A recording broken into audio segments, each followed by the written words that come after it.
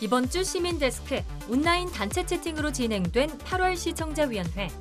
자유주제를 안건으로 진행된 이번 회의에서는 코로나19 재확산을 다룬 YTN 재난보도에 대한 위원들의 다양한 의견을 들어볼 수 있었는데요. 국민의 생명과 안전을 보호하는 바람직한 재난보도의 방향과 함께 남녀노소 가리지 않고 모두가 알기 쉬운 뉴스 속 우리말 표현법에 대해 알아봅니다. 이번 주는 어떤 시청자 의견이 올라왔을까요? 시청자 브리핑 시시콜콜 위클리 픽. 여러분의 물음에 YTN이 시원하게 답해드립니다.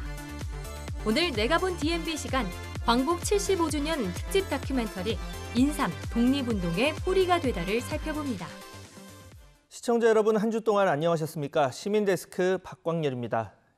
고 최숙현 선수의 비극과 함께 체육계 폭력과 비리 문제를 집중 취재한 YTN 스포츠부가 방송기자연합회 주관 뉴스 부문 이달의 방송기자상을 수상했습니다. 또 민간 어린이집과 이 위탁 운영업체의 수상한 공생관계를 보도한 어린이집 특별 취재팀도 기획보도 부문에서 수상의 영광을 안았는데요. 시청자 여러분의 권리와 이익을 지키는데 더 많은 도움이 될 수 있도록 YTN은 앞으로도 꾸준히 노력하겠습니다. 이번 주 시민데스크 지난 한 달을 돌아보는 시간 8월 시청자위원회 소식 준비했습니다. 화면으로 만나보시죠.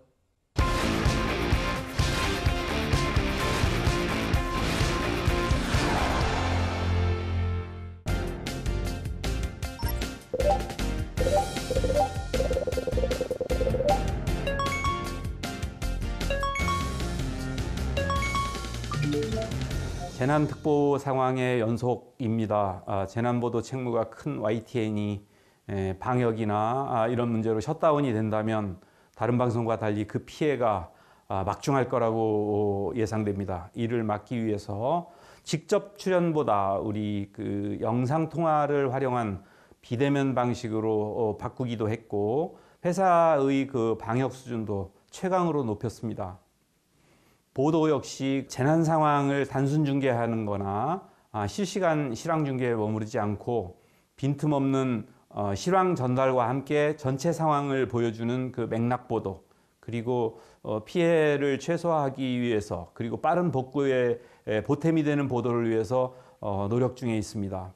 특히 우리 방역 시스템에 대한 공격이 심각한 위협으로 나타나고 있습니다. 명백하고 현존하는 조직화된 것으로 의심되는 이 거대한 위협은 마땅히 제압해 나가야 할 당면 과제이고 공공의 적일 수밖에 없습니다. 이 위협에 대해 면밀한 감시와 비판 기능을 작동시키는 것, 그런 언론, 그런 사회환경 감시의 보도 채널이 되기 위해서 노력 중입니다. YTN이 계속되는 재난을 극복하는 데 보탬되는 그 최적화된 재난보도 채널로 진화할 수 있도록 좋은 말씀 기다리겠습니다.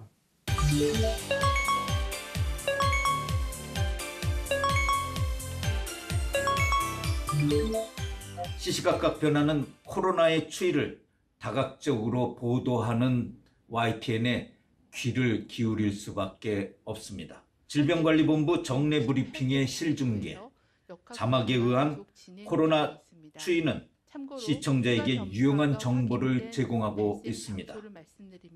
특히 전병렬 차의과대학 교수 등과 같은 방역 및 감염 예방 전문가, 그리고 유재복 해설위원 등 관련 분야 전문 기자의 실제적 분석과 대응 방법에 대한 조언은 많은 도움이 되고 있습니다. 또한 사회적 거리 2단계의 조치로 노래방, PC방, 예식장 등 다중이용시설의 인원이 폐쇄되거나 제한되고 있는데 많은 시민들이 이용하는 지하철, 버스 등 대중교통에 대해서는 아직 아무 조치가 없습니다.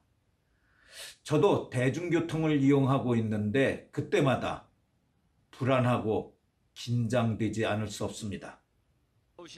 대중교통은 과연 안전한 것인지, 왜 지하철이나 버스 등에 대해서는 조치가 없는 것인지 극도의 불안으로 긴장하고 있습니다.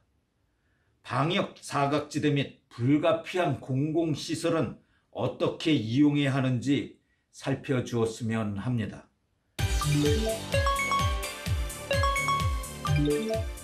코로나19 확산 관련하여 사회적 거리두기 2단계로 격상한다는 8월 22일 뉴스를 봤습니다.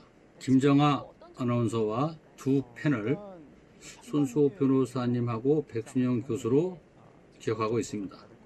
그 뉴스가 진행되었는데 사회적 거리 두기의 1, 2, 3단계별 그래픽 내용이 시청자들이 쉽게 이해하기가 어렵겠다라는 생각이 들었습니다. 자막으로도 그 내용을 지속적으로 보도하고 있었습니다만 그 역시 이해하기가 쉽지 않았습니다. 당시의 그래픽 내용을 확인해 보시면 아시겠지만 보다 더 쉽게 내용을 파악할 수 있도록 그래픽을 제작했으면 좋겠다라는 생각을 했습니다. 두 번째는 서울시에서 8월 24일 0시부터 마스크 착용을 의무화하기로 한 내용의 보도입니다. 전국적으로 집합 금지 명령을 내린 유흥시설과 대형 학원, 뷔페 등 고위험시설 외에도 현재 집합 제한 명령을 내린 다중이용시설에서 단 한 차례라도 방역수칙을 따르지 않으면 2주 동안 영업을 정지시키는 원 스트라이크 아웃에 들어간다고 하는 보도입니다. 300명 미만의 학원, 150제곱미터 이상의 일반 음식점 등 약 5만 8천여 곳에 해당된다는 내용인데요. 앞에서 열거한 업소들이 일요일 밤에 내린 명령을 제대로 지킬 수 있을지, 전달은 제대로 되는지, 서울시에서는 이런 사실들을 어떻게 전달할지, 주인이 당부해도 손님이 안 들어줘도 주인을 처벌해야 하는지 등을 보도해야 하는 건 아니냐 하는 생각이 듭니다. 저는 코로나19 대유행의 재확산 위험이 상존하는데도 불구하고 우리 사회 전반에 이에 대한 주의가 너무 느슨해지고 있다는 말씀을 드리면서 YTN이 사회적 거리두기 등 방역 강화와 재확산 위험 차단을 목표로 하는 캠페인 같은 것을 시작하는 것이 어떻겠느냐 하는 말씀을 드린 바 있습니다. 물론 당시 분위기로는 일개 언론사가 괜한 불안감을 조성한다는 비판도 가능했을 것이라고 생각합니다만은 언론사의 그 사회적 책임이라는 그런 관점에서 절대 과하지 않은 그런 역할이고 어떤 관점에서는 의무라고도 할 수 있는 그러한 사항이었다고 볼 수 있겠습니다. 이와 같은 그 사회적 관점이 아니라 YTN 관점에서도 선도적인 모습을 보이면서 더 앞서가는 방송사의 모습을 보이는 계기가 되었을 것이라는 점에서 저는 솔직히 많이 아쉽습니다.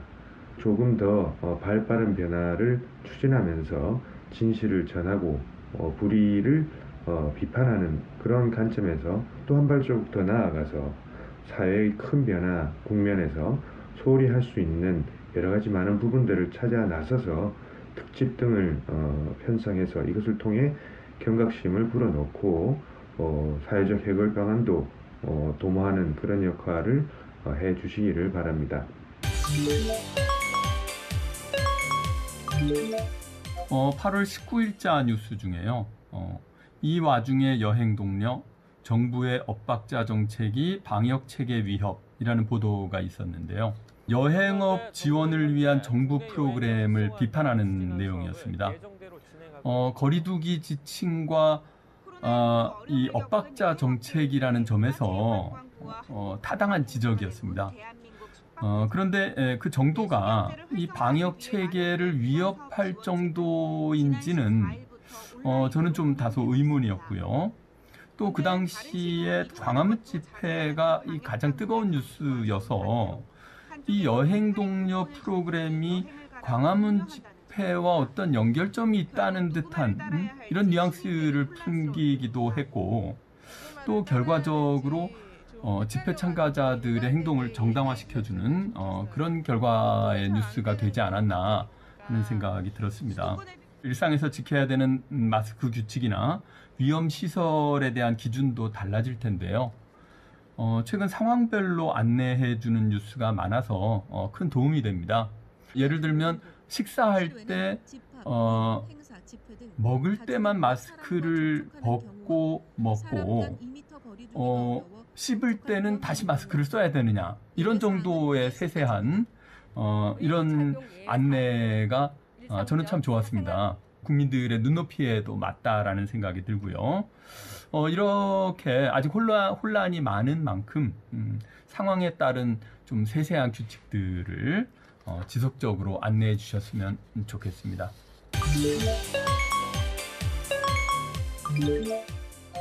YTN은 하루에 4-5개 정도의 정규 프로그램을 제외하면 24시간 코로나19 특보체제로 지금 운영이 되고 있습니다. 8월 15일부터 8월 17일까지 이 포털사이트 네이버 검색 기준으로 YTN의 코로나19 언급 보도량을 보면 447건인데요. 이거는 다른 지상파 방송사보다 100건에서 200건이나 많은 보도량입니다. 그래서 보도 전문 채널로서 YTN이 해야 될 역할을 양적으로는 일단 이제 충실히 하고 있다, 이렇게 볼 수 있겠습니다.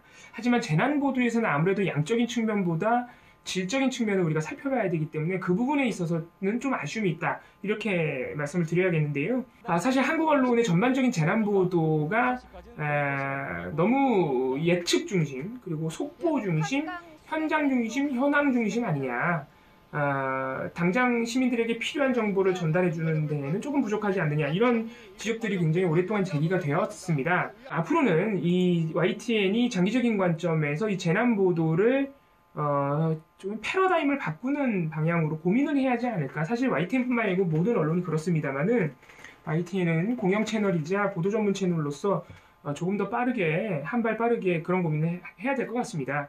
물론 이번 코로나19 재확산 국면에서 YTN이 굉장히 선도적이고 모범적인 역할을 한 보도가 있습니다. 8월 17일에는 8월 15일 대규모 집회에 앞서서 사랑제일교회가 교인들을 5박 6일 동안 합숙을 시켰다. 이런 충격적인 또 행태는 역시 단단한 근거를 제시하면서 보도를 하셨습니다.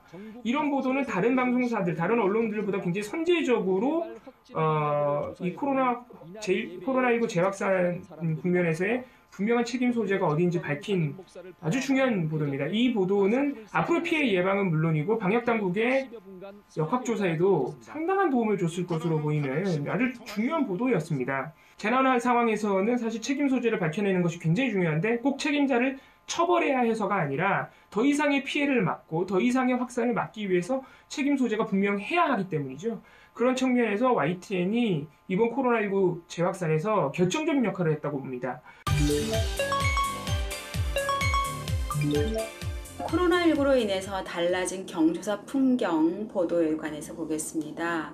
썰렁한 결혼식 장면을 취재를 했는데 굉장히 시의성이 있고 또 공감을 얻을 수 있는 취재였다고 보여집니다. 결혼식장에서 식사 대신에 답례품을 준다든지 또한 그 조문을 하는 조문객들이 조문만 하고 식사를 하지 않고 조용히 가는 이러한 풍경들은 모든 시청자들이 공감하면서 보았을 것입니다.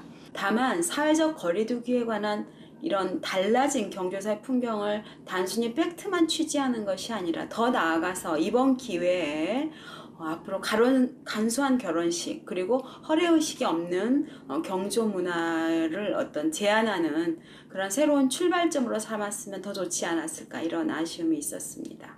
그 다음에 방역 지침을 안내해 주셨는데 굉장히 유익하고 또한 필요한 정보라고 생각하면서 잘 보았습니다. YTN은 재난방송을 하면서 과연 이 코로나19가 지금 얼마나 심각한 것인지, 그리고 이 코로나19를 맡고 있는 각 방역 현장에서의 모습은 어떠한 것인지 현장의 목소리도 잘 대변해 주셨습니다. 소규모 학원이나 식당가에서 과연 마스크를 어느 정도까지 끼고 있어야 되는지, 들어가서 계속 끼고 있어야 되는지, 이런 지침에 대해서도 잘 홍보를 해주셨는데 시청자들이 그 방송을 보면서 식당에 가더라도 계속 끼고 있어야 되고 오로지 식사 시간이 됐을 때만 벗어야 된다. 그 다음에 카페에 가도 계속 카페를 해서 음료를 마실 때만 빼고 나머지 시간은 잘 지키고 끼고 있어야 된다. 특히 실내에서는 에어컨 등 여러 가지 그 냉방기의 가동으로 인해서 오히려 확산 속도가 더 빨라지기 때문에 잘 지켜야 되며 10월부터는 방역 지침을 지키지 않으면 10만 원 이하의 과태료를 물린다는 이러한 홍보를 잘 해주셨습니다. 그러한 지침에 안내에 대해서 감사를 드립니다. 오늘은 코로나로 인해서 갑자기 부쩍 늘어난 코로나 관련 방송의 언어 표현에 대해서 이야기를 해보고자 합니다. 합창이나 찬송 이런 것들이 비말을 굉장히 많이 튀게 한다. 이런 표현도 뉴스에 나왔는데 이 종교 행사에서 합창이나 찬송을 하면 많이 튀게 된다는 이 비말이라고 하는 것이 침방울이다 라고 하는 것을 모든 국민이 어린아이부터 연세가 드신 어르신들까지 다 알아들을 수 있는 말은 아니기 때문에 쉽게 표현할 수 있는 침 혹은 침방울 이렇게 표현을 하시는 것이 좀 더 쉽게 정보를 전달하는 것이라고 할 수 있겠습니다. 이 밖에도 여러 가지 바꿔 쓰면 좋을 만한 그런 표현들이 언론에 많이 노출이 되고 있는데요. 팬데믹, 엔데믹 이런 그 외래어보다는 각각 감염병의 세계적인 유행 또 감염병의 주기적인 유행 이런 식으로 좀 풀어서 설명하듯이 뉴스에서 표현을 하면 더 쉽게 알아들을 수가 있을 겁니다. 이렇게 코로나19처럼 많은 사람들이 관심을 가지고 또 정확한 정보를 뉴스를 통해서 얻어야 하는 이런 사안일수록 더 쉬운, 쉽고 알기 쉽게 이렇게 풀어진 그런 우리말을 쓰는 것이 좋겠다라고 하는 것이고요.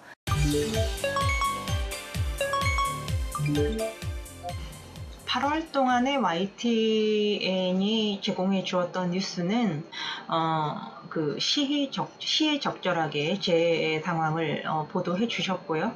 또 전국적으로 형평성 있게 뉴스를 제공을 해 주셔서 그런 모습들이 굉장히 노력을 통해서 이루어지고 있다라는 점들이 눈에 띄게 보였다. 굉장히 좋은 평가를 할 수 있을 것 같습니다. 그렇다고 다른 뉴스 가치가 있는 뉴스들의 보도를 게을리했던 것도 아니었습니다. 다만 그 재해에 대해서는 타사 보도보다는 좀 더 집중적으로 뉴스를 제공하고 있는 그런 것들이 회사의 어떤 방향이나 원칙으로 좀 해석되는 느낌이었습니다. 시의적절한 보도와 더불어서 향후에 그 재해로 인한 그 원인들, 그 다음에 실제로 개개인들이 겪어야 되는 고통의 내용들, 실제로 그 문제들이 해결되는 과정들에 대해서도 계속 좀 꼼꼼하게 빠짐없이 취재를 해 주셔야 억울한 분들의 마음에 큰 위로가 되지 않을까 싶습니다. 이번에 그 춘천 의암호 사고의 경우에도 YTN에서 여러 차례 보도를 해 주셨지만 향후에도 이 실제로 그 원인과 내용 그리고 그 유가족들이 어떤 배상을 받는지도 모두 다 보도를 좀 꼼꼼하게 해주셨으면 좋겠고, 또 더불어서 억울한 피해가 없도록 그 뉴스화되었던 그 지역적 상황도 계속 그 모니터링해서 좀 취재를 해주셔야 억울한 그런 분들의 마음들이 조금은 위로가 될 수 있지 않을까 생각을 합니다. 그 한 가지를 지적을 드린다면은 과거에도 이제 유사한 말씀을 드린 적은 있었습니다만은 우리가 그 인터넷 첫 화면에서 분야별 뉴스가 들어갈 수 있게 되어 있고, 분야별 뉴스에 들어가면은 정치, 경제, 사회, 전국, 그리고 국제, 문화, 과학 이런 카테고리별로 나눠져 있고, 거기까지 이제 카테고리가 나눠져 있는데 제 생각에는 거기서 한 단계만 더 카테고리를 나눴으면 어떨까 하는 그런 생각을 하게 됐습니다. 보통 우리가 범주로 들어가서 찾는다는 것은 어떤 특정 지역을 들어가서 보고 싶다던가 아니면 지역별로 무슨 뭔가를 비교를 하고 싶을 때 그럴 경우가 많이 있는데 그래서 그 전체 정보를 한꺼번에 한 줄로 이렇게 늘어놓기보다는 조금 더 카테고리를 세분화시키면 그런 목적에 더 부합하지 않을까 그런 생각을 해봤습니다. YTN 데이터 저널리즘 팀은 매월 한 편 정도의 뉴스를 제작해서 방송하고 있습니다. 그동안 각종 데이터를 기반으로 지진, 화재, 환경 문제뿐만 아니라 정치, 북한 보도 등에 이르는 다양한 영역을 취재하여 깊이 있는 보도를 내놓았습니다. 적은 인원으로 운영되는 등 한계를 지니고 있긴 하지만 그 운영 방식과 보도 수준은 외부로부터 높이 평가를 받아왔습니다. 적은 숫자이긴 합니다만 데이터 저널리즘 팀에서 제작해낸 보도 내용은 언제나 쉽게 눈에 띄고 있습니다. 정보의 홍수 속에서도 정확도도 기하며 시각의 청량감도 전하고 또 저널리스트의 신뢰도도 높일 수 있는 그 영역을 더 많이 가꾸고 그 영역에 더 많은 관심을 가져주길 시청자의 한 사람으로서 권유하는 바입니다. 두 번째는 제가 지난 8월 3일 YTN 보도에 있었던 일을 전할까 합니다. 보도 중에 시민 제보 사진을 증거로 서울올림픽대로 위에 한강물이 범람하여 차량이 움직이지 못한다는 보도를 한 바 있습니다. 인터넷 홈페이지에서 시청자 제보를 받아서 이 사진을 올렸습니다만은 이 사진은 9년 전 사진임이 나중에 밝혀졌습니다. 시청자가 현재 상황이라며 확인까지 해주었지만 거짓이었던 셈입니다. 시청자 제보의 경우 시청자 진술을 믿을 수밖에 없는 한계가 있긴 합니다만 재발 방지를 위한 시스템을 갖추는 일은 시급해 보입니다. 전국이 한꺼번에 시달리는 자해재해 등의 보도는 시청자가 제공하는 사진이나 동영상에 의존하는 경우가 많습니다. 특히 많은 지사를 갖고 있지 않는 YTN으로서는 시청자 제보가 중요한 뉴스원일 수밖에 없습니다. 그런 사항을 감안하여 제보된 내용을 꼼꼼히 살필 수 있는 장치를 갖추는 데 많은 힘을 쏟길 당부합니다.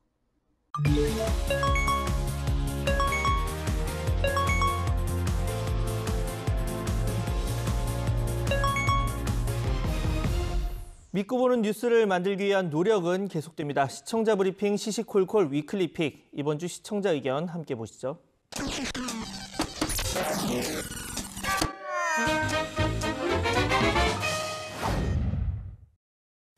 요즘 인포데믹스라고 부르는 것처럼 부정확한 정보와 가짜 뉴스도 코로나19처럼 퍼지고 있습니다.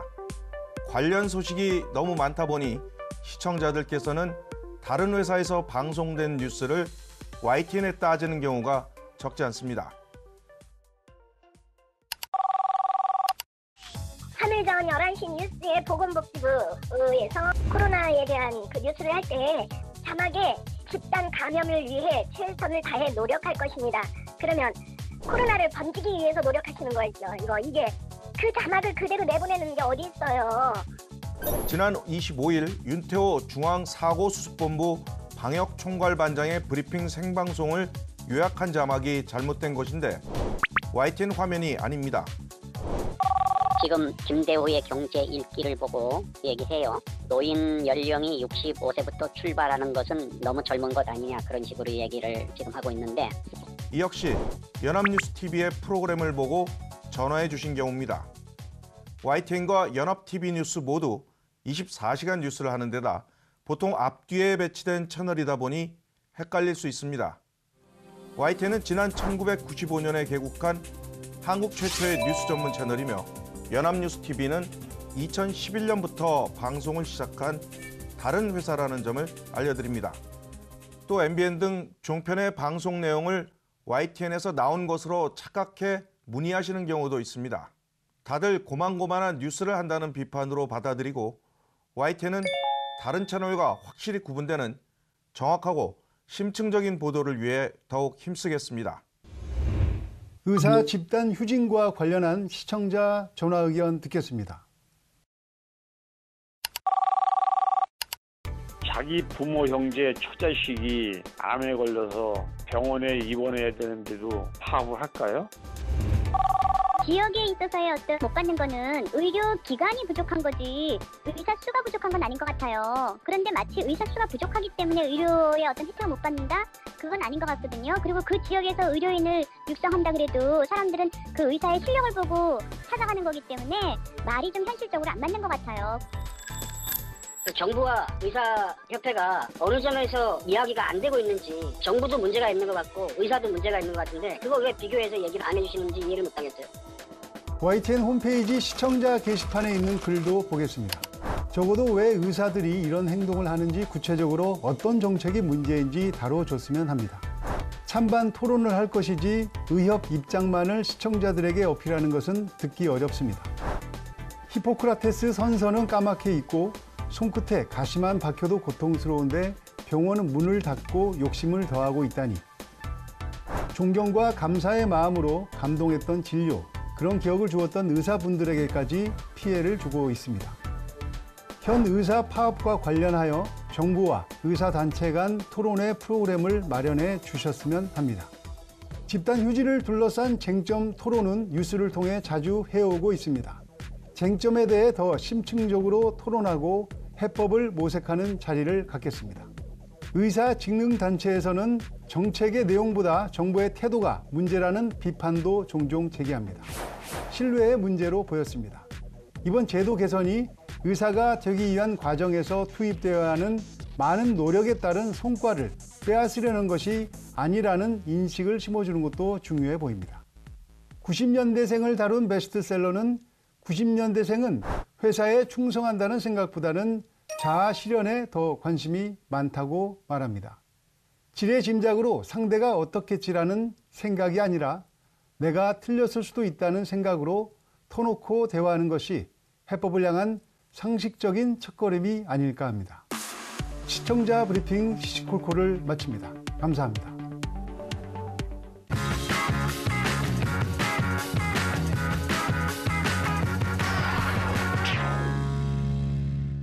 YTN DMB에서 방영되는 프로그램을 평가하는 내가 본 DMB 시간, 독립운동의 역사 속 전 세계를 누빈 인삼 상인 독립군의 활약을 담은 광복 75주년 특집 다큐멘터리 인삼 독립운동의 뿌리가 되다를 살펴보겠습니다. 최현주 평가원 의견 들어보시죠. 안녕하세요. YTN DMB 시청자 평가원 최현주입니다. 지난 8월 15일은 제75주년 광복절이었습니다. 코로나19로 인해 광복절의 의미마저 제대로 되새겨볼 새 없이 지나간 것 같아 아쉬움이 남기도 합니다. 이러한 가운데 YTN 광복절 특집 다큐멘터리에서는 독립운동의 새로운 모습을 담아내 눈길을 끌었습니다.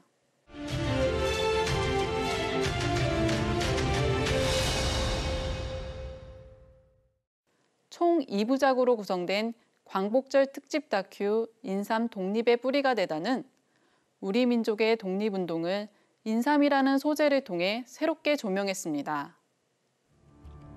다소 낯선 조합인 독립운동과 인삼이라는 주제로 내용을 이끌어간 기획이 매우 참신하고 흥미롭게 다가왔습니다.